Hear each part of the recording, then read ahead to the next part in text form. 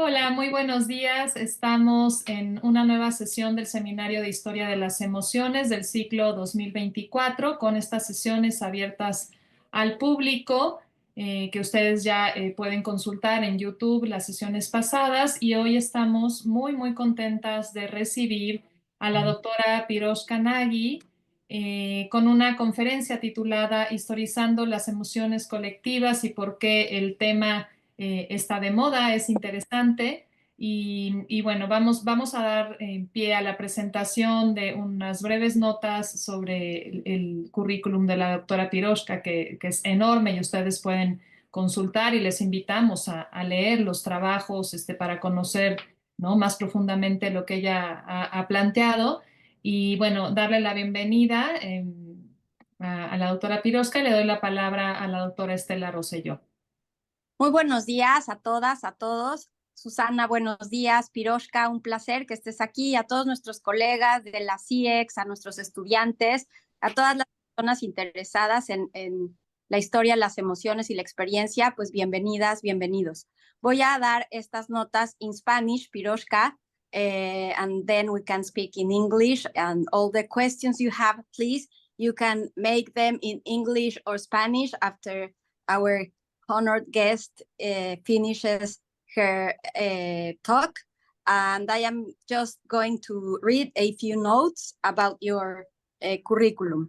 La doctora Piroska Nagy ha sido profesora de muchas universidades en todo el mundo, entre ellas la Universidad de Rouen, la Universidad Centroeuropea de Budapest, donde fue miembro del Collegium de Budapest, el Instituto de Estudios Avanzados, y también en la Universidad de las Antillas en Martinica y la Universidad de París. Ha participado en el proyecto Colectiva Emociones Religiosas en la Edad Media, siglos XI y XIII, financiada por el CRSH, y este proyecto ha tenido el objetivo de capturar el entusiasmo religioso en el corazón de la dinámica social medieval desde la perspectiva de las personas emocionales de la Edad Media Central.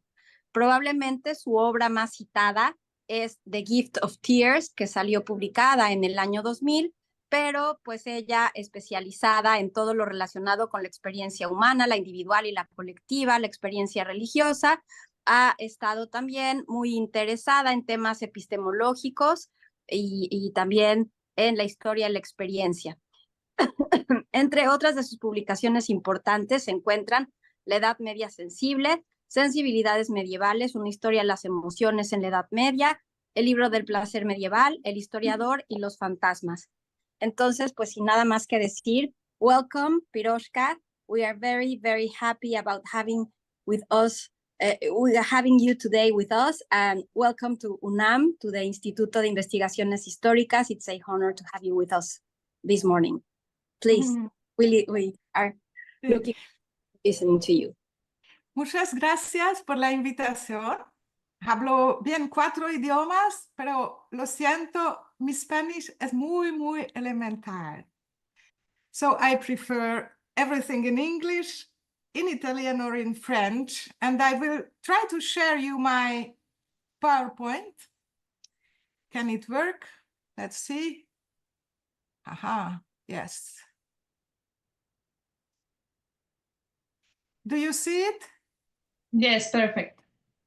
So I am really grateful for this invitation also, because I'm very happy to get in contact with you in Mexico and with people who are not strictly from the, the richest and the most Western world. So it's for me a great thing.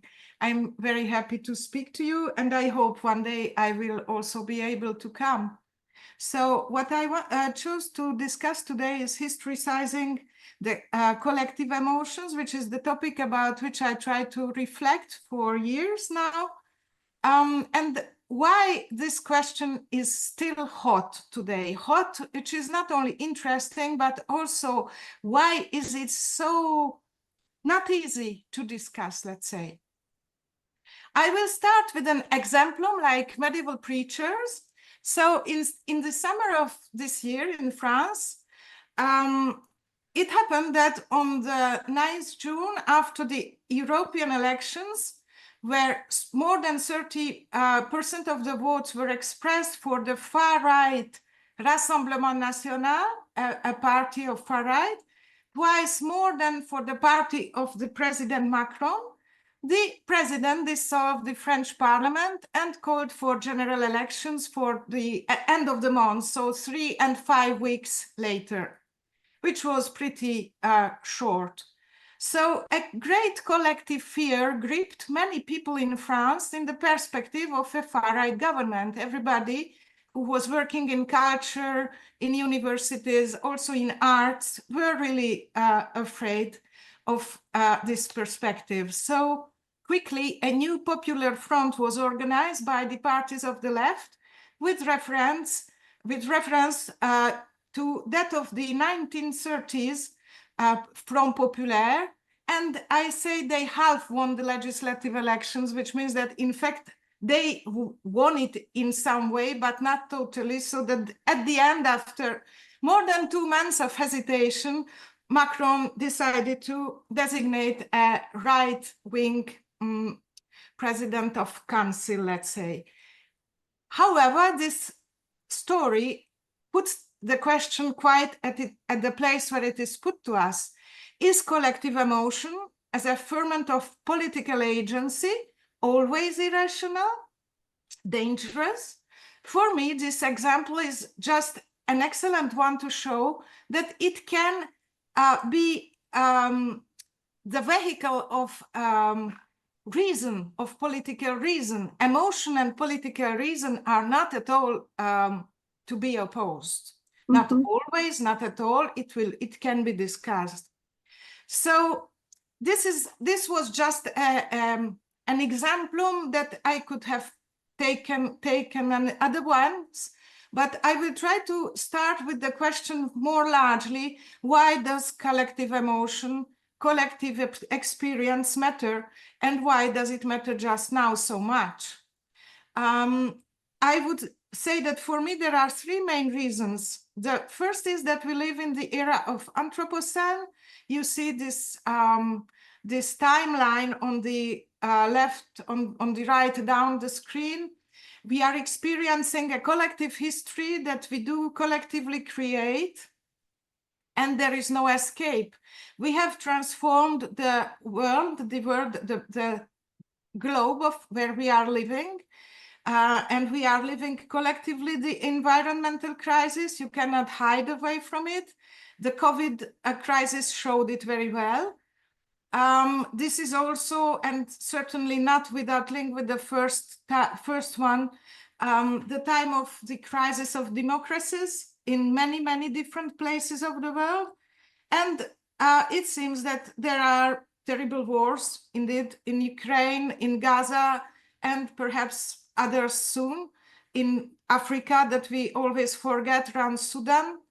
And all this shows us that the collective as a vector of agency has a huge importance in the way the world is shaped and in what it becomes. This was also shown by many collective mobilizations in the last 20 years, to which I will come in the next page. And we can say more generally that there is great attraction in many societies toward collective experiences. Like in our individualist societies, people have very few communal experience. So for instance, they are fond of festivals, big festivals where people are together for days, are dancing together and doing things together. And there are many, always more attempts to recreate local communities. So these things make that it seems to me it's really a very important topic today. Now, to come back to this importance and also ambivalence of collective movements, here I share with you how I came to the topic. This first image you see on the screen is that of a big student strike that we had in Montreal in 2012, which lasted, I don't know, 3 or 4 months, which was huge, against the prices of studies in the university. And it really totally moved the whole society of the great towns like Montreal, where this image was taken. And as my students were on strike and I saw what they lived, and we also marched with them in the streets, I really came to be interested in collective emotions. That was a very, I would say, a positive experience, but not for everybody. Many students were judiciarized, some were imprisoned, some were, you know, not very well treated by the policemen, and at the end, indeed, they did not really win. Clearly important movement in Canada was Idle No More, Native people's movement against the Canadian, or let's say white politics, which was very important. It was before I arrived to Canada, but still it remains important. This third image comes from Montreal again, 2018, when we were working with Greta Thunberg against the environmental crisis. It was a huge, huge movement, and which did not give much result, as you well know.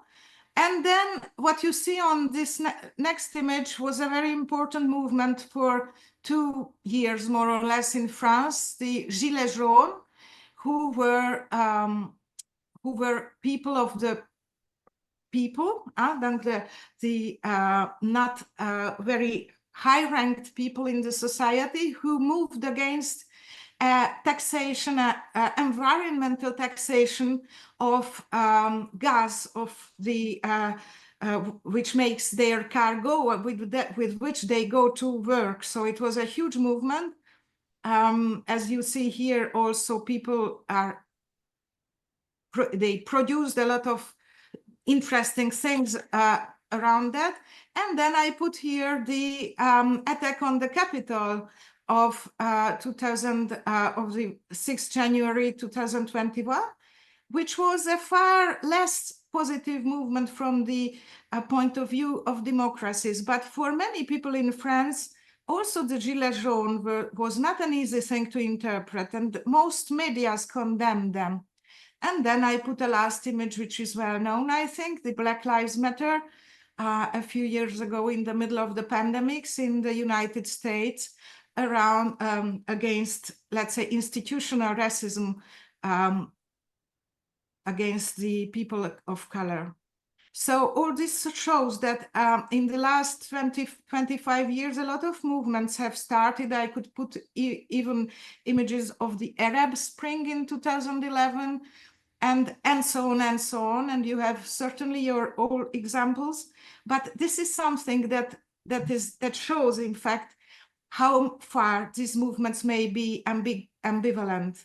The Gilets jaunes in France were an excellent example for this, because most of the mass medias condemned the Gilets jaunes. It was something that seemed very ambivalent for many people, because indeed environmental taxation is a positive thing, but on the other hand, people who went out in the streets, they were just trying to play for their survival as being able to go to work. So it was really interesting. So one of the things that I really noted through the years is this ambivalence of collective movements, of collective experience, which explains really well why the topic is so hot. But it's not the only reason, indeed. Why have I come back here? I don't know. Yes. So starting to investigate the topic in 2013-15, I realized that there were quite nothing on it. The books that I have put here show a recent interest in the question, a very recent interest, as the Collective Emotions at Oxford University Press came out in 2015. It is an interdisciplinary book. And in France, the first one was in 2019, which you see in the middle, also an interdisciplinary book. And then we made the first book on the history of collective emotions, 2024. But the topic is let's say, not in the middle of interest, but many people speak about crowds, collective emotions, and the importance of collective. The question is how and why. The trailer of what I want to present now is the next. So how it, I will start with lost and found. So the loss of collective and the script of meddling crowd, it is the first part of my conference where I want to present you the traditional way of considering these things. Then found one new ways of working with the collective that started already in the 20th century, and found two, the concentrating on the power of collective experience, which is the most contemporary attempt to understand them and to work with them, as I do also. So first, the loss of the collective and the script of the meddling crowd. So there was a real, let's say, this ambivalence of the collective gave birth to, I would say, a whole topos that is very old, that I would like to approach from the late 20th century. So if you have a look on the first development of social sciences, let's say between the 1900 and 1940, before the Second World War in Europe, when the history of sensibilities emerged, then social sciences in this period were interested by the collective and by emotions, like the sociologist Emile Durkheim, who made a whole theory around religious effervescence, which is something that has to do with the collective emotions.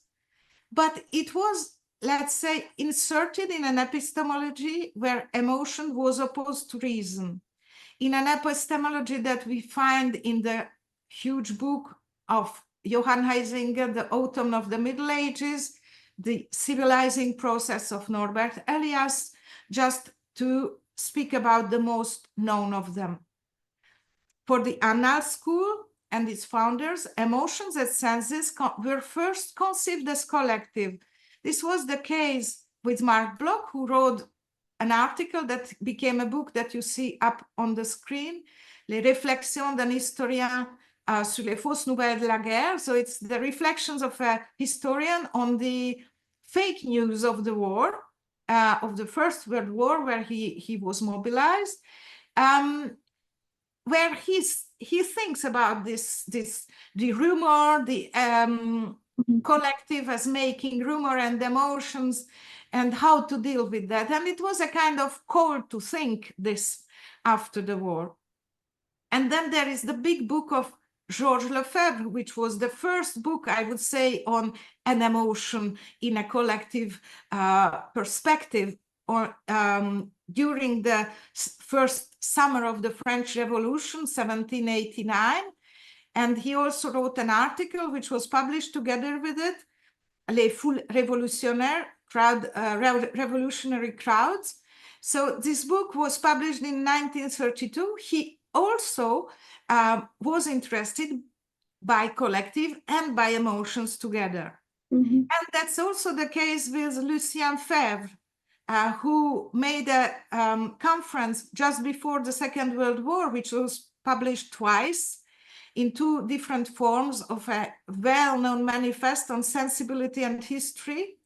He was interested in how to explain what was going on around him.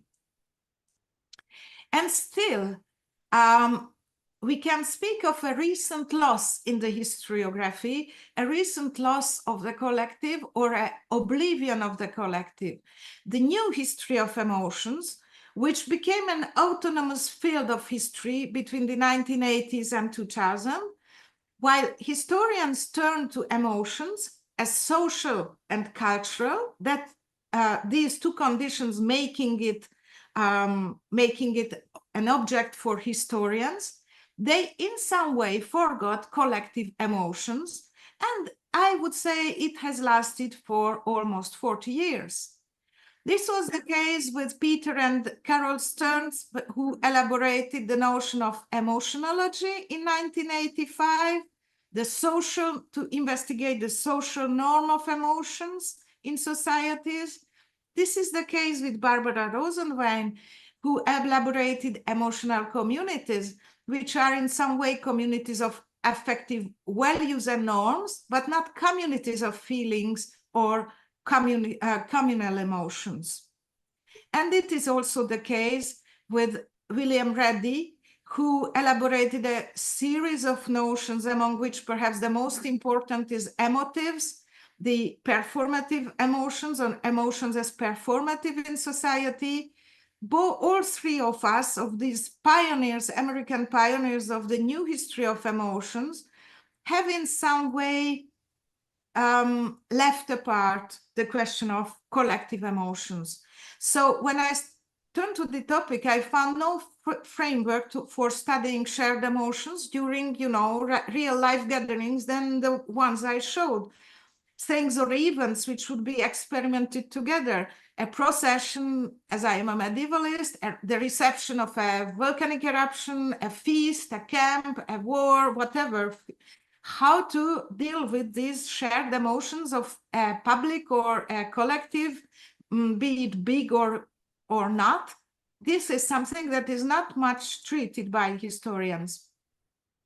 And in order to explain this oversight in the history of emotions, I asked myself if this neglect touched also other domains. And it was this in this way that I came to this book that I put on the screen of the sociologist Christian Borch on the politics of crowds, who shows also, who comes also to the same conclusion in this question, that after the Second World War, after the 60s at least, the question of collective has been quite progressively forgotten. It was also realized by historians of literature. And I would say that, for instance, in the field that is my normal field, medieval history, nothing about collective phenomena has been done for really between the 1980s and the 2010s. People turned towards the questions of intellectual history, of stories of elites, biographies. A lot of very interesting topics have been done. Still, indeed, social history has developed a lot, but the collective phenomena were not treated as such during the time. So the question is really why? And so I will give you my hypothesis on this recent loss. For me, first, there were three suspects. The larger oversight of society in the neoliberal world, so at least from the 1980s, which was very well expressed, by Margaret Thatcher, who said there is no such a thing as society. And it is the diagnosis also of Christian Borch. From the point of view of a historian of emotions, it is much also because of our societies have become individualist. There has been the development after the Second World War of therapeutic culture and a new vision of emotion, which is that of the psychological emotion, which is that of our times. Emotion for our societies is a psychological phenomenon. So it was a way to concentrate on the emotions of individuals, what we also did in History of Emotions. So this is the book of Eva Illouz that I started to read first, and which is a really, really interesting one on these questions. But she has written a lot on questions that touch the history of emotions in recent cultures. She's also a sociologist. And the third one that I realized exists among historians of emotions was very clearly formulated by Stephen Connor, a British cultural historian, in a conference given in October 2013, where he clearly says, for him, as emotions are cognitive and individual phenomena, they cannot be felt or lived in connection. So in collective, sorry. So this talk you can find at the web link that I give here. And I also tested Barbara Rosenwein on the question more than once. She never uses the term, and she is really in a discomfort with the notion of collective emotions. So the question is still why? Now, the case of emotions is the next. While there is a Western script which was very clearly used as a narrative script, for instance, in 18th, 19th century historiography, which was not yet scientific historiography, collective emotions were taken as an active force in society, but they were both irrational and natural.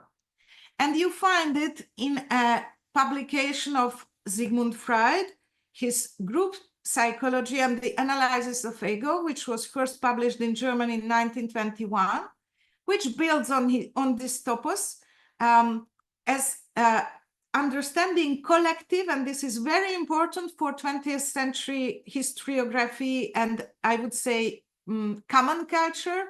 Collective was taken as the unconscious of history.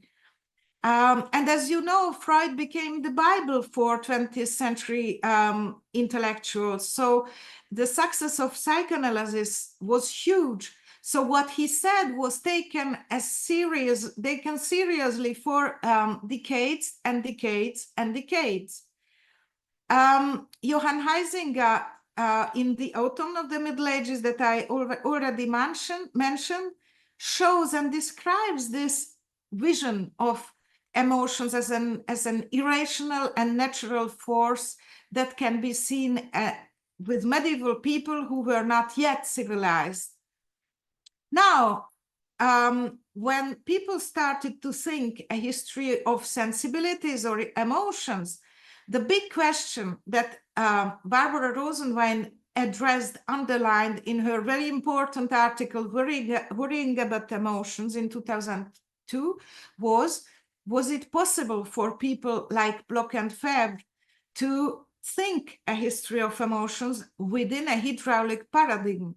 A hydraulic paradigm, which means that emotions would be these irrational and natural forces that just ask to come to the surface. And in fact, the myth of passions describing this hydraulic paradigm was first described by a philosopher, Robert Solomon, in a book in 1993. So a bit before the historians turned to the question. In any way, when we have a look on Bloch and Febvre and their works on the history of emotions, they have a huge difficulty because on one hand, they want to historicize emotion, but on the other, they are taken in an anthropology, in an epistemology, which is that of their time, according to which emotion was a passion, a irrational and natural force. And around I would say the development of the whole historiography between 19th century and the 21st, there is an excellent article of Hervé Mazurel that you see here in French, which expresses and I would say explains very well what was the stake. I will not come back to this. However, what we see is that between the 1960s and 90s, first in psychology and then in the social sciences, emotions start to be dealt with as cognitive, cultural, but always individual. So that led to I would say, the oblivion of the collective. Because once people came out or thinkers came out of the framework of the Western script, And they had to think emotions firstly as individual. And it was that of their time, that of the psychologization of Western societies. So that explains this turn. And it is very well visible, for instance, as I said, with Peter and Carol's turns, with Barbara Rosenwein, but also if you are interested in the way emotions are really started to be the heroes of social sciences, we have to go back to the social construction of emotions, which put side by side, but not yet together, as it will be the case with Barbara Rosenwein works, side by side, the cognitive side and the cultural side of emotions. So the real suspect for the problem that I tried to describe was this topos of the meddling crowd in the West, which comes from the Greeks, which you can find with Roman authors, and you can read with later Western authors up to the 19th century. A medieval example can give you a good idea of a Milanese chronicler of the 11th century describing a radical reform movement in Milan in the second half of the 11th century, which was called the Pataria. So he said, "What more is there to say? All of our fellow citizens were captivated by the Patarini, and like a dreadful storm at sea or a flood that destroys and kills many reckless people, they all ran around the city like bears who have lost their cubs, screaming in a terrible way like starved dogs. They ran everywhere, overturning the priests' houses, and shamefully, lawlessly, without a bishop, they forced the priests to leave their wives, using swords and sticks, loving not God, but money. So the collective of the Patarini is dehumanized, naturalized. Metaphors, the same metaphors are also used in another part of the text for the chiefs. And their movement is described as unrestrained, a movement and emotion, which was a destructive force. This text describes also violence against priests, who were the first order of the society. And this little text is enough to discredit the motives. They are loving not God, but money. So their religious reform movement had no value. The whole movement could be very easily discredited in this way. Now, this kind of description you find from the Romans to 19th century, and for texts, for instance, late 19th century on the French revolutions by more conservative historians. And it is what we find, for instance, the resistance of this script and also its metamorphose. We can find around 1900, when in fact not this kind of script, this kind of topos is entering in fact in what is invented then by Gustave Le Bon, crowd psychology.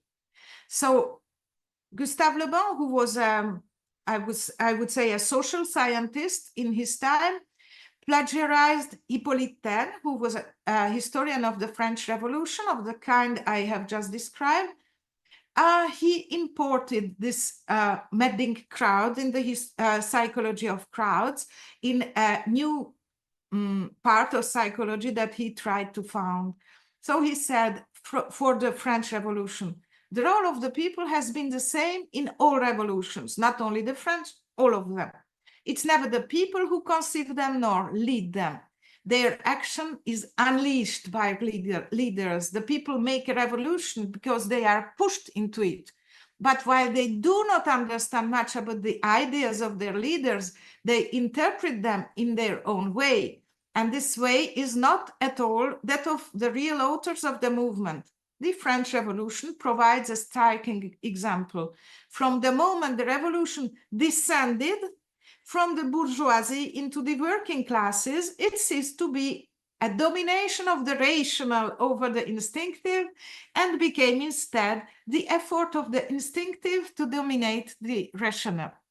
So this is a text of like 1912, which means in the moment where Freud's works are getting more and more popular in European intelligentsia, what it describes, it is instinctive, irrational, natural drive of the crowds, people, and populars, to whom is denied all will, decision, intention, so all that can move popular agency.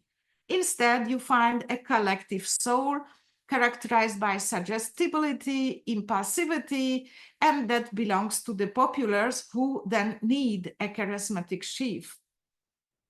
So it is well known that, for instance, Le Bon was also very influenced by social pathology, like 19th century criminologists of his time, an Italian, Scipio Sigele, among others, who whose language of the pathology of the social migrate first in this psychology of the crowds, and then to also Freud's collective psychology in the book I have quoted above. So what we see here, it is clear that Le Bon denies all legitimacy to popular collective agency in the revolutions, and this text gives very good visibility to the script or topos that we have just seen before, but at the point where it is getting in the social sciences. This is an important explanation of the unease, of the difficulty that certain of our contemporaries do still feel with the topic. So even if we can, and it has been done, crowd psychology was questioned as a social science. It has a very strong ideological content, which can be described as a discourse of counteragency, insurgency. So now I come to what has been found, or what can be found, new ways of working with the collective. This is the first way. The myth of the madding crowd, or Le Bon and his contemporaries, have been put in context. So there was a late 19th century momentum with urbanization and industrialization in Europe, but also in North America, which led to the organization of trade unions, resistance of the working class, who also used, especially in France, but not only, the memory of the French Revolution, which in France led to the Commune of Paris, and which gave a movement of fear of the elites from the force of the popular. So this momentum is very important to understand in what context, for instance, Le Bon was writing, but even perhaps Freud was thinking and taking up his ideas some decades later. Now, if we want to historicize the topos, it has been done, for instance, by Robert Nye, The Origins of Crowd Psychology, in the Third Republic of France, in this excellent book of Susanna Barrows that you have on the screen, Distorting Mirrors, Visions of Crowds in Late 19th Century France, and also Jaap van Ginneken, Crowd Psychology and Politics in the last third or fourth part of the 19th century. Now, the myth of the madding crowd has also been questioned. The shape of the Western script of popular agency has been described. So, analyzing this topos, one of the most important authors was Clark MacPhail, a sociologist, in 1991. But historians have done in the later decades a huge work around this, of which we also published more than one text in our books and collective works within the program EMMA. So the first thing to say is that there is a linguistic kinship between emotions and collective movement, riots in French, but also in the languages around, in the sense that there is a movement opposed to order, which leads to disorder, which is meant very early by the word emotion. So the etymology of émotion in French comes from a word in Latin, which is motio, commotio, which gave commovere. The Latin does not know the word emotion, but it knows commotion, commotion. And it is in some way the movement with, as it can be described etymologically, which gave in French émotion to designate the collective motions. Already in ancient French, commotion, which was a bit analyzed by later historians, commotion served to describe these riots, revolts, etc., in late medieval France. So Vincent Chalet and Nicole Hochner, in articles that we published, show the development of all this movement between émotion, émouvement, which becomes émeute, which is in modern France, which is one form of riot, I would say. And doing with this whole etymology, with this whole development of vocabulary, it was always a way of assigning irrational, natural, unleashed emotions to crowds, people, popular groups, which were in movement, while the ideal of ancient societies, from the Greeks to, I would say, our conservatives, is a society which is not in movement, which is in order. So movement, and thus émouvement or commotion, means disorder. So this kind of script served to delegitimize popular agency, saying they have no reason, no access to reason, no culture, no intentionality. And that is what I finished by describing as a cultural script.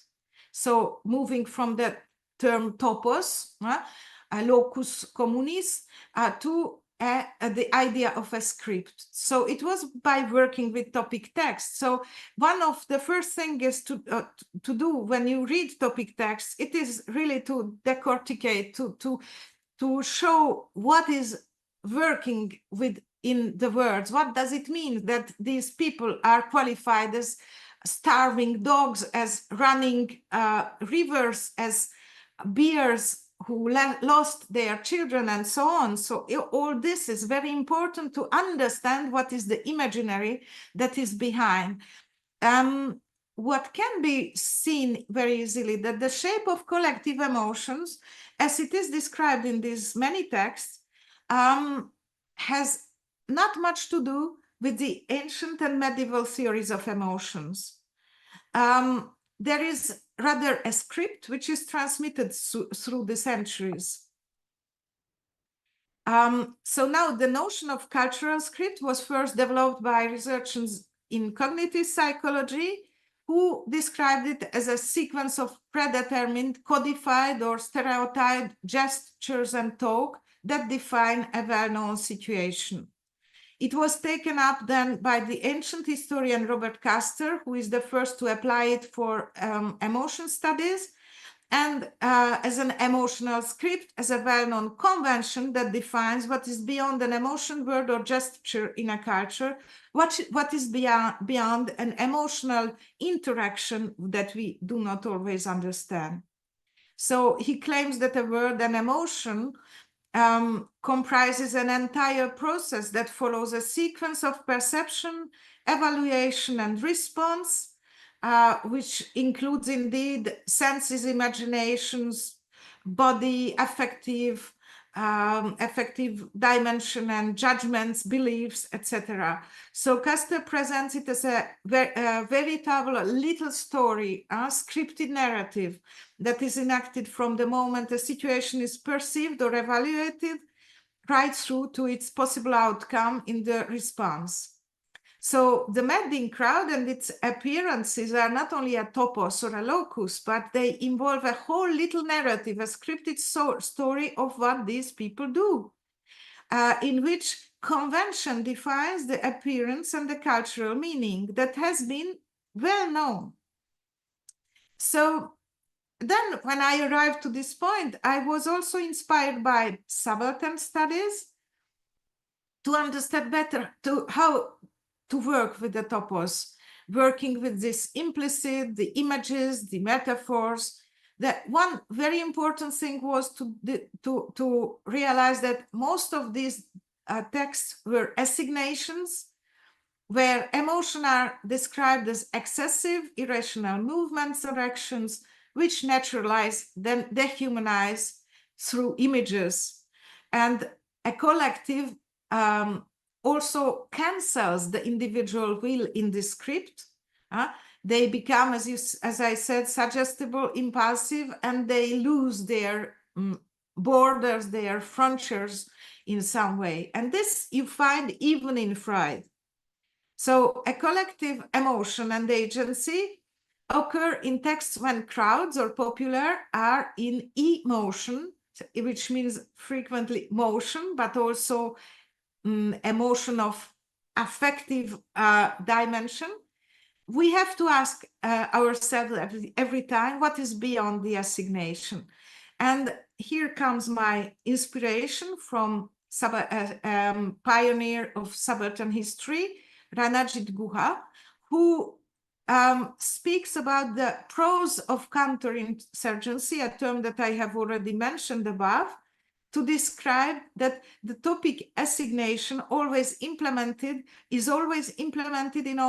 in order to discredit an adversary. So this assignation is done with the aim of discrediting an adversary, which leads to a very crucial paradox. And then it is not anymore Guha or someone else who speaks, but while the script is mobilized in texts in order to delegitimize popular agency, the collective movement and emotions, the gestures and movements described and assigned to them, are in fact active in doing on the social scene what the subaltern cannot say. And this comes from anher important author of subaltern studies, Gayatri Chakraborty-Spivak, who speaks a lot about the fact that subaltern cannot say, they don't have access to speech, to the words of elites. They don't have access, especially to leave documents of their agency. So they are doing what they are saying, or rather their acts are saying what they have to say. So this gives the roots, I would say, of alternative approaches, which go back far. While the main narrative was nourished and designed between Le Bon and Sigmund Freud, alternative approaches to crowds came to light even at the same time. Émile Durkheim, who was the father of French sociology and ethnology, spoke about a collective effervescence in his religious and ritual studies, which is still used by religious and ritual studies, ethnology, and then by anthropology, who is trying to give a more neutral or even positive vision of crowds and collective emotions. As I said, the historians of the Annal were interested both in collective and sensibilities. And then there was a whole very important current in history from Georges Lefebvre, already quoted, through E.P. Thompson, the huge historian, huge British historian of the working class of England, and Natalie Zemon Davis, who were trying to rationalize popular collective action in history between the 1960s, 70s, and let's say 1990s. So they did never speak about emotion, or only in ways that was rationalizing it. In sociology, Charles Tilly, at the same period, worked a lot to think about repertories of actions, collective repertories of actions in a society, to study social movements. And then French historians, late historians, two women of whom I put the books here, have been working with this alternative approach, trying to, in some way, rationalize popular collective action, even if they use the emotions too. Still, in all these works, I would say, there is an ideological component justifying, legitimizing social action, which goes against, indeed, Le Bon Temps and the whole script of Western crowds, whose aim is to delegitimize the collective action.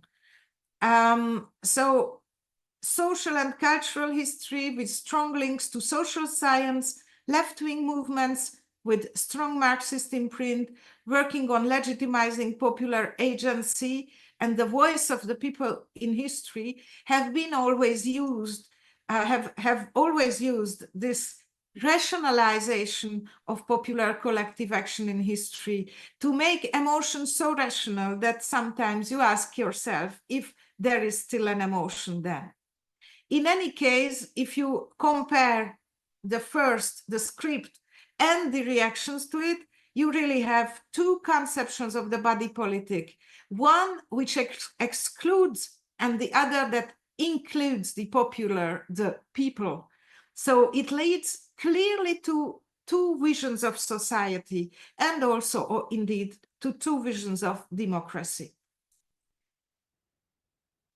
Now, there are new ways of approaching these things, which are the dynamics of qualification and types of crowds.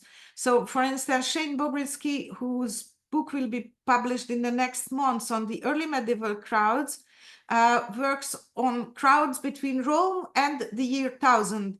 And he distinguishes two types of crowds, the hieratic, orderly crowd of, for instance, ecclesia, not only in the peace of God movements, but also in general in the early church. And later, these will be the crowds acclaiming a king, let's say in the 15th, 16th century of royal entries up to our days. And on the other side, the crowds that create or mean disorder, moving and growing, unleashed emotionality, irrationality, violence in the texts that describe them. So these two kinds of crowds are found by him in narrative texts. It's not him who interprets it. But this idea of crowds which can be orderly or disordered come, in fact, from the politics of Aristotle. And you find it in Thomas Aquinas, but also at Elias Canet in his very important book in the Mess and Power in the middle of the 20th century. Whatever whichever side we prefer, these are all mostly ethic descriptions in this distinction of anthropologists between ethic, which is described from outside, and emic, described from the inside by actors themselves. So whatever happens, authors are always engaged, but on one side of this ideological divide between elites, non-elites, and their spokesmen. So that is something that this dynamic and this qualification can be found in Western texts from very early texts up to today. So now we can try to do something that would be to send away these two approaches of the crowd without giving one any advantage over the other, and coming back to what is happening there. And this is what I would try to propose in the last 10 minutes of this too long conference. And what I try to do there is the power of collective experience coming from the history of emotions. So the way to do it would be linking emotion, body, culture, and also intentionality, not to divide, not to oppose, but to try to think together. So collective emotions and agency can be discussed around events, experiences, and values. The French philosopher Pierre Livet wrote that collective emotions are emotions felt by individuals, but for which a group is the necessary condition. Or events, in some case, and now it's me who speaks, events and the reaction to them create that group in some way. It is the collective experience, for instance, of fear, as in my first example, of being endangered, or of joy, that makes that emotion collective, feeling belonging to a group through the collective experience. That is another happening. So sharing common values may be also something very important, from as shared emotions come from a cognitive dimension. Collective emotions often arise around the goal, a value or belief that is shared by a group, like in the way Barbara Rosenwein describes her emotional communities. So yes, an emotional community can give place or birth to collective emotions. So there is a strong cognitive component, a similar assessment of the event that people are living together, that can be at the foundation of a collective emotions, or collective emotion, of collective agency, and even of collective feeling as a group. A few approaches and methods that can help doing this use practice as a notion, the concepts of practice, of embodiment, or experience. So 3 entries give methods or approaches to the question. One of them is very well known by historians of emotions, the article of Monique Scher on Are Emotions a Kind of Practice?, which gives a way to consider emotions not as feelings, but as a cultural and social practice, always already embodied, cognitive and cultural. So to switch away from this idea that emotions are a feeling, a personal feeling, but something else. It's always already a cultural and social practice. The second one is the theory of embodiment, which refers to thoughts, cognition, feelings, emotion, and behaviors. So the body, based on our sensory experience and body positions, and considers that it cannot be reduced to discourse or mental image. So an emotion has to be understood by these sides: cognition, emotion, body, so thoughts, feelings, behaviors, without trying to reduce it to discourse. And then experience becomes, in the last, let's say, 10 years, an integrative concept, integrating affective, sensorial, bodily, and cognitive lived things in different contexts. And my next page is that of comes from the History of Experience group in Tampere, Finland, who explained the structure of their research groups according to this scheme. So as you see, they have like 3 topics: lived religion, lived nation, lived welfare state. So very contemporary history things, mostly lived religion, not only. And then on the transversal side, it is how to experience communities through trust, cohesion, exclusion or inclusion, disintegration, mediated experiences, saying that experience is always mediated. So when in this page I speak about experience as an integrative concept, I mean that it's always already mediated. It's nothing to do with something that would not be mediated, as some would want to understand it. Mediated by language, bodies, rituals, symbols, and media, other media, which can be written ones or whatever. And thirdly, it is their third axis is subjectivities experienced, self, agency, gender, life course, other identities. and trying to study lived religion in these three fields, or lived welfare state, through these three lenses, gives a very interesting experience, I would say, of the research.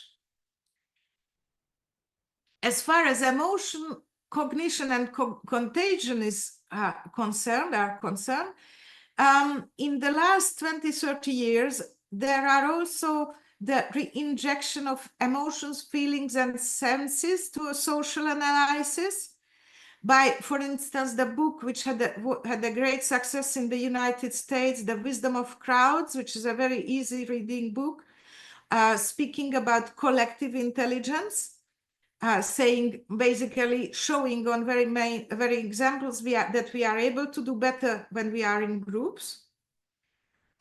This is also the path that Sophie Vanish already quoted is following in her Longue Patience du Peuple, the book I quoted above, where she understands collective and political emotions during the French revolutions as faculty of judgment, with the word of Immanuel Kant.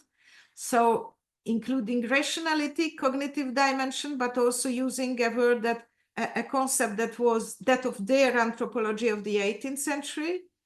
And in a very different kind, Mehdi Moussaïd, who is a young researcher, wrote and writes a lot, works a lot on the crowds from a phenomenological point of view, describing flows of crowds and contagion from a new perspective.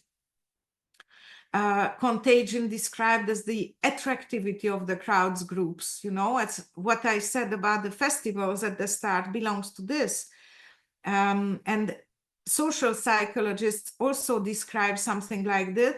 So what we see is that emotion, cognition, and contagion are re-entering in the discussion, a bit transformed from the period of the 1960s to 2000, or even from a larger scope. So rationality and emotion, collective intelligence, and contagion come back without the script of madding crowd. And we must not drop the baby with the bathwater. So the transformations of collective experience, which were described as the most dangerous thing by the authors of the script, have also another meaning if we look at social psychology. So according to Stefan Reicher, there are three transformations happening during collective experiences. One is cognitive transformation, when people become crowd members. They think themselves not in terms of personal identity, but in terms of social identity. Then a relational transformation from, which is a fundamental shift in the group towards solidarity and intimacy, which creates the condition for efficient and effective coordinated action. People are aligned and themselves with and directed around them. They direct their efforts in the same direction. And the third one is affective transformation. So Reicher says, yes, this is a passionate world.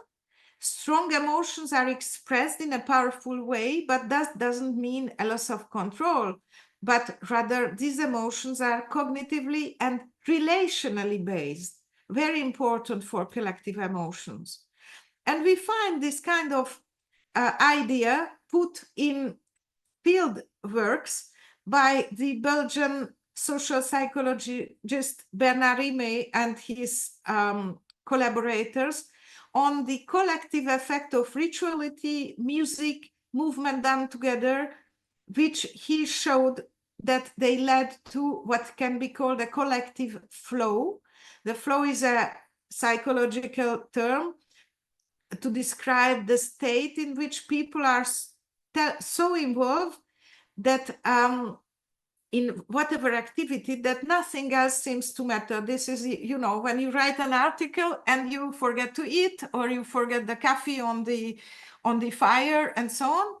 So the experience is so intense, enjoyable, satisfying that you continue to do it even at a great cost for the sheer sake of doing it. So this idea that Csikszentmihalyi worked out for speaking of personal experience, positive experience, has been transmitted by Rime and collaborators to the collective field, to speak about the collective flow. So now I will take, in fact, very quickly, a few examples from medieval history. In fact, there I have 3 examples. The first is very short, the second is more developed, and the third one, perhaps I will not even stop at it because it has been now 1 hour that I speak. So the first is to show how collective experience made of common values and senses makes experiences of emotions and bodies together and to transform these people. So this is the example of a very important episode of the life of St. Francis of Assisi, when he made a celebrated Christmas in Greccio in a little around a little hermitage, in fact in nature, in 1224. The text that you have on the right side is that of his first Vita by Thomas of Celano. People came, their simplicity was honored, poverty was exalted, humility was commended, and Greccio was made, as it were, a new Bethlehem. The night was lighted up like the day, and it delighted men and beasts. The people came and were filled with a new joy over the new mystery. The solemnities of the Mass were celebrated over the manger, and the priest experienced a new consolation. At length, the solemn night celebration was brought to a close, and each one returned to his home with holy joy. So on the image that you have on the left, what you see is the fact that at Greccio, Francis of Assisi constructed at a normal size, I would say, with real beasts, the first crib, the first crèche in French, where there appeared as a miracle in the middle of the celebration, the Christ, the baby Christ. So that was this new mystery, the new joy over the new mystery. A miracle occurred. And the solemnities of the Mass were celebrated, as you see, not by Francis, who was not a priest, but a priest who worked for the Franciscans. So you have the Franciscans on the left and lay people on the right. And many people came there, and they were transported by this miracle, by this new invention of a life-size crib, which also gave birth to a real miracle. And then they returned to their home with holy joy. So this is a very short example of this kind of collective experience that transforms all the people who experience something together.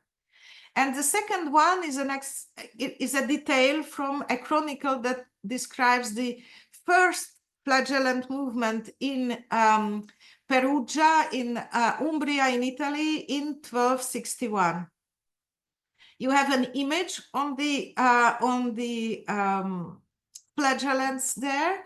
So, in fact, what happened was that in 2060, just before Easter, during Lent, there started to be a flagellant movement for the first time, where men came out to flagellate themselves in the streets. And then it was a great success, so much that in the next winter, the movement was, let's say, spread all around Italy. In the winter of 1261, there started up and quickly spread over nearly all Italy a general whipping, the flagellation. Great and small, nobles and commoners, laying aside their upper garments, half naked, bare to the waist, marched in processions through villages, towns, and cities, weeping themselves and imploring the glorious Virgin and the saints with angelic songs. Some of them came from different places. They weeping themselves. They were first ridiculed as fools and madmen, but suddenly the whole city was moved, kommota, so what I said about the verbs, by the will of God, so that small and great nobles and commoners, day and night, proceeded from church to church, weeping themselves, and those who were chief in ridicule were later chief in self-flagellation. Many enmities and conflicts, both old and new, in the city of Genoa and almost everywhere in Italy, were turned to peace and concord. This great devotion was first set up in Tuscany by certain poor and simple men, then spread throughout Italy and was observed, etc., etc. So what is this thing? Now, in the 19th century, for instance, it was interpreted in the next way. Half-naked savages wandered, dancing, moaning, and scourging their flesh from town to town under the impetus of half-bestial impulses. So they were understood according to the topic reading that I presented in my first part. Then in the 20th century, it was understood as collective psychoneurosis, accompanied by an unconscious eroticism because they were half naked. It was a Freudian reading, indeed. Also giving some idea of sadism and sadomasochism, etc. Now, if we understand collective emotion as having come to reason and shaped by culture, if we include in the analysis the cultural symbols and scripts, if we are interested in the experience as anthropologists, eh bien, we can understand this movement very differently. So there are gestures, songs, sighs executed rhythmically together, which generate shared feelings and a culturally embodied experience. It happens during the Lent period. In Tuscany, in Umbria, there was also a political divide, endemic violence in the cities all along the 13th century. In this region, in 1267-61, there was a very strong eschatological expectation due to Franciscan Joachimism. So people aspired to penance because they thought that the end of the time was to come. And then, in fact, as I said, first this movement arose in Perugia at the Easter 1260. This movement was a political and religious response to an endemic violence, a movement for peace. We can ask ourselves, why is the path to peace built on self-inflicted violence? So the cultural script of Lent penance, the imitation of Christ, was known by everybody. Everybody went to the church every year, especially in the period of Easter and before. So punishing their oneself, individually, collectively, flagellation was a way of expiation that had to be saved for the other world. So doing this, in fact, the flagellant movement was a religious response to the endemic violence. We have to repent from our violence. We want peace. And people, according to other chronicles, made peace together. People who were enemies became friends. So it's a very interesting thing that happens. It had a huge social efficiency. It can be understood as a collective emotive to honor William Reddy, I would say, even if it had an ambivalent reception because the flagellants bypassed sacramental mediation. So I will not come back to the third case, which was that of the Patarini, but what these third examples I took at different moments of my expose give a few, I would say, tools for a toolbox of historian. On one side, asking oneself if the description we have is ethic or emic. To get interested in embodied experience, to what is going on there, what is happening concretely in the case, instead of trying to understand it from a political or ideological point of view, as embodied experience contributes to construct the collective body. And these are always performances with choices for constructing the collective body. It is very important that cultural and social construction of meaningful elements is used to stage in some way. There are symbolic choices made by those who are doing and those who are describing the time, the space in which things are happening and how they are happening.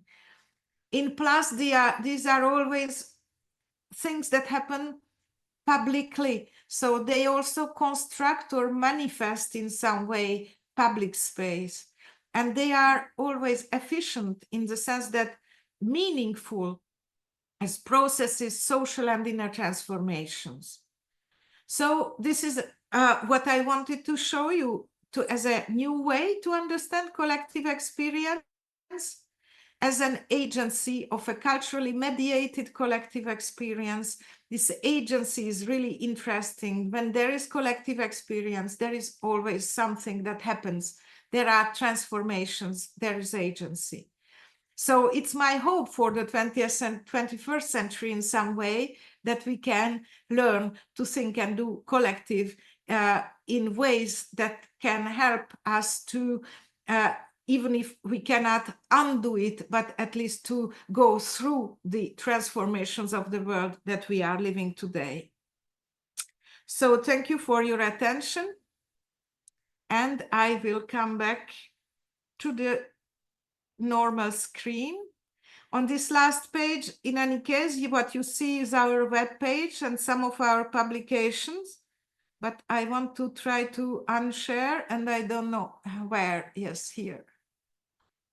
Yes. Thank you very much for your attention, which had to be long.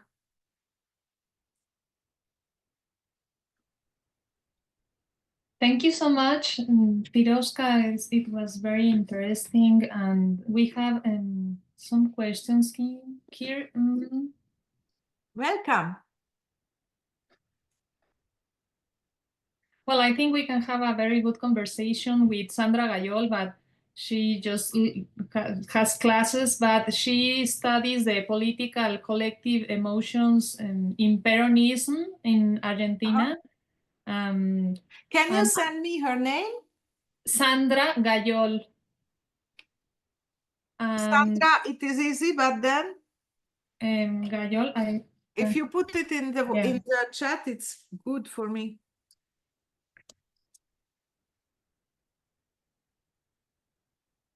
And I find the reflection on collective emotions and your critique of the idea that they are unconscious or irrational and their links to present very interesting.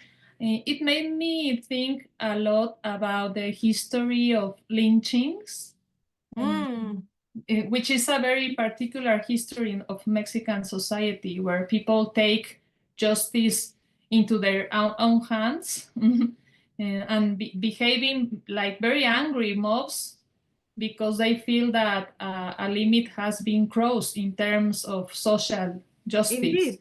But is it happening? No? Is it happening and they end now? up, sorry? Now? Is it happening now? Yeah. Absolutely. Absolutely. And they end up killing those who disrupt community life. I have studied several episodes of mob violence associated with child abductions, but they could also happen when someone steals a cow or accidentally kills a chicken, no? But it's a problem of a collective emotion linked to social justice, no? Your reflection is very important for my work.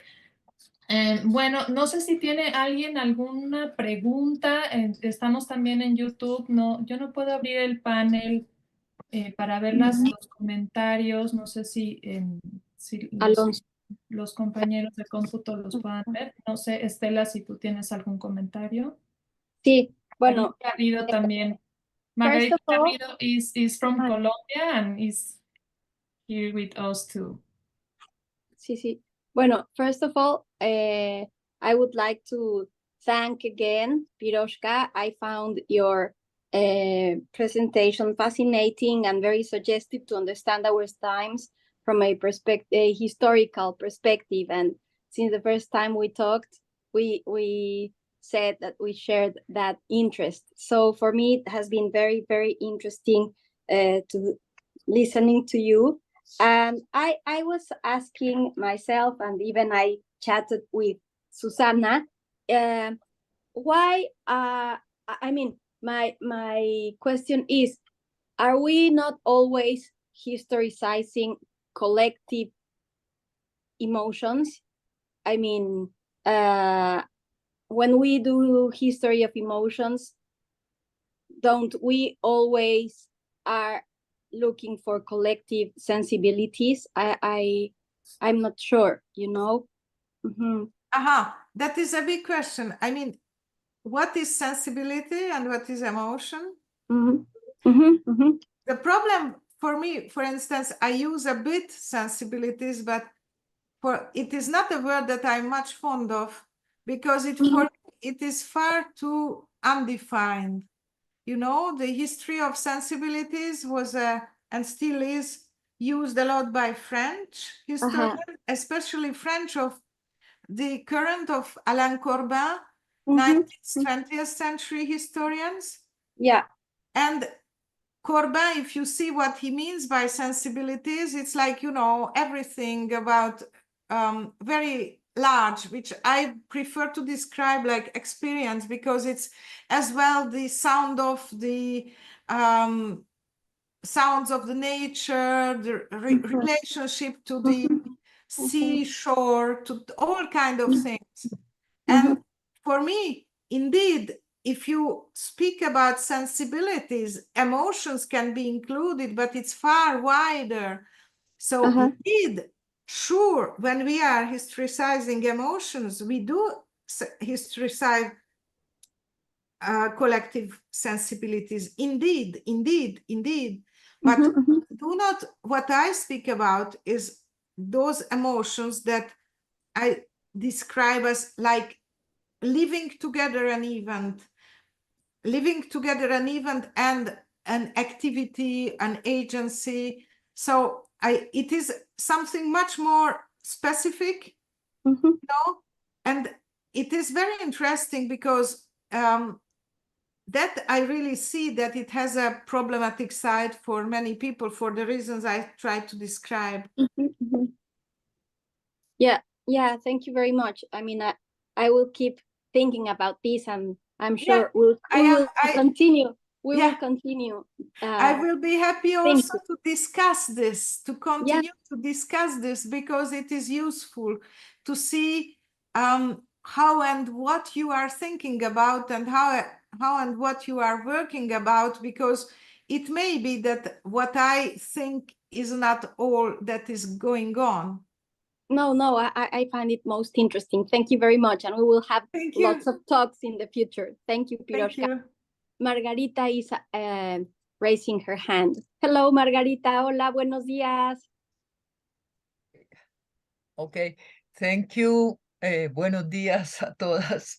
Thank you very much, Piroska, for your conference. It was really very interesting for me. I like very much your perspective, making connections between collective emotions and morals and values. For me, that is a clue, really very important. And I wonder if it is possible to establish a relationship between this view of or perspective of collective emotions with moral economy of A.P. Thompson. For me, it's important to do it. Indeed. Yeah. You are right, and it is something that I try to work on too. The problem with the moral economy of E.P. Thompson is also it is a very interesting notion that has been so much discussed because there is no good definition of it. So for me, E.P. Thompson has always been, for this work especially, extremely inspiring. And for me, what he shows in that article, that there is a moral economy of these English crowds, which does not correspond to the new capitalist ethos. It is something that is extremely important to understand exactly, that people are not moved only by crazy, unleashed irrationality, you know? So indeed, there is a very strong link. And I think that one of the things I try to do is to rethink the moral economy for myself, for my own work, as something that can be used. I don't know if you have, because the problem of that is that indeed, as it is a concept that has been much commented, you can find uses of it in very different places, in very different senses, and I have never found anything that would have totally convinced me in those interpretations more than Thompson himself. Yes, it is the same for me. Okay, thank you. Hay más preguntas, Susanita, por ahí. ¿Tú tienes? No estoy pudiendo verlas, si hay alguna en YouTube. En YouTube. Yo tenía un comentario, pero no sé, ¿tú no tienes alguna No, otra? hazlo mientras trato de ver si hay alguna en YouTube. Sí, no. Well, there are so many things to continue discussing, Yes. Piroska. But I was thinking about like this ambivalence of our times when you talked about the collective experiences which have become so important, and the solitude of our times, you know, like this solitude and this feeling about being all alone and all by yourself, and at the same time this necessity of pertain to a collective experience, you know. And I find that most interesting to try to understand many of the phenomena that we are living in this Anthropocene and this crisis period in which we are living, because it seems like very contradictory, you know. And in the same way, I was just thinking about this like counter illustration spirit of our times, you know, like this disdain for reason, intelligence, or anything that it has to be with reason, you know, and this exaltation around even madness, you know. Even we know that there are some places where mad people have become presidents. I'm talking seriously, you know, and that like madness is something that is very interesting and very attractive in this crisis era. I mean, the crisis of rationality.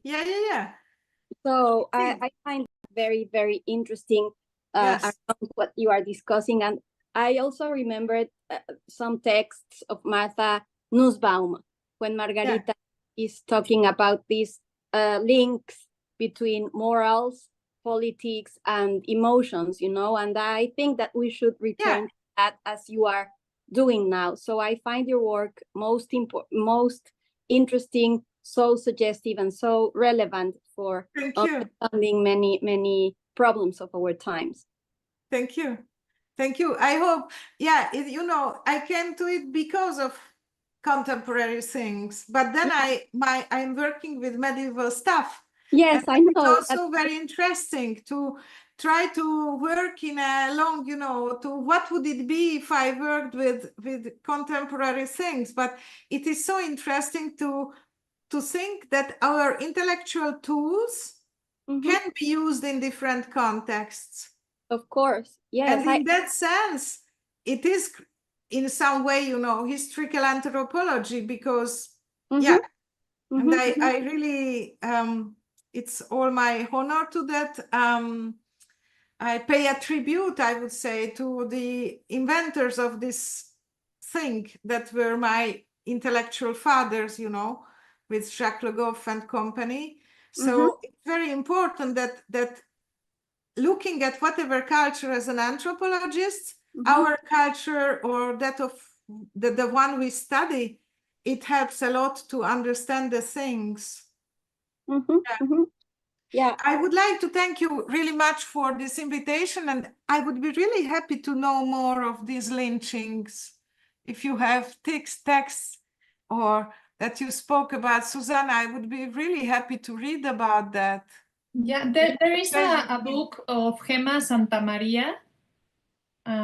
She wrote about lynchings in Mexico, and my book is already translated by Bloomsbury, and is about kidnappings and fear. And I can send you the Thank you. the note. Thank you so thank much, you. Piroska. Yes, We don't have more questions now in. Well, I'm sure that your talk will be listened by many of our students and teachers, and it will be most useful. We are very, very grateful and very happy being us with you this morning.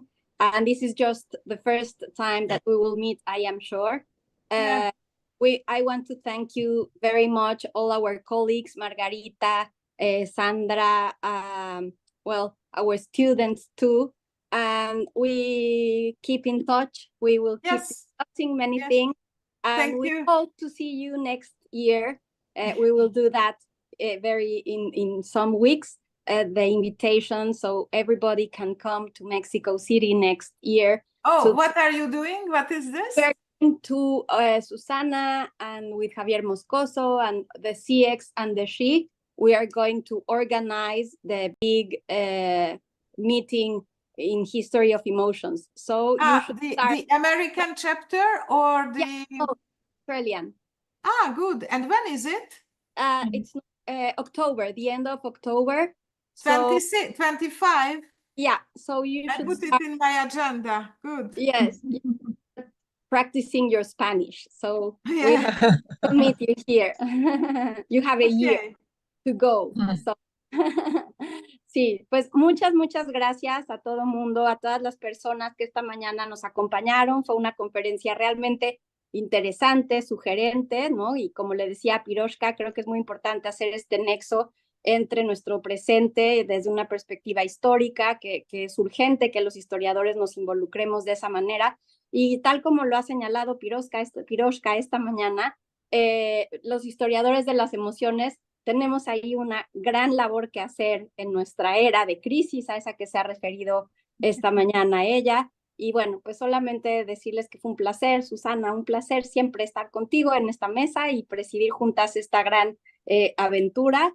Al Instituto de Investigaciones Históricas, a la Universidad Nacional Autónoma de México y a todas las personas que nos acompañaron en vivo y que nos escucharán más tarde. Muchas gracias y nos vemos muy pronto. Muchas gracias. Hasta luego. Muchas gracias, Piroska. Muchas gracias. Gracias. Muy bien. Gracias. Hasta luego. Hasta luego.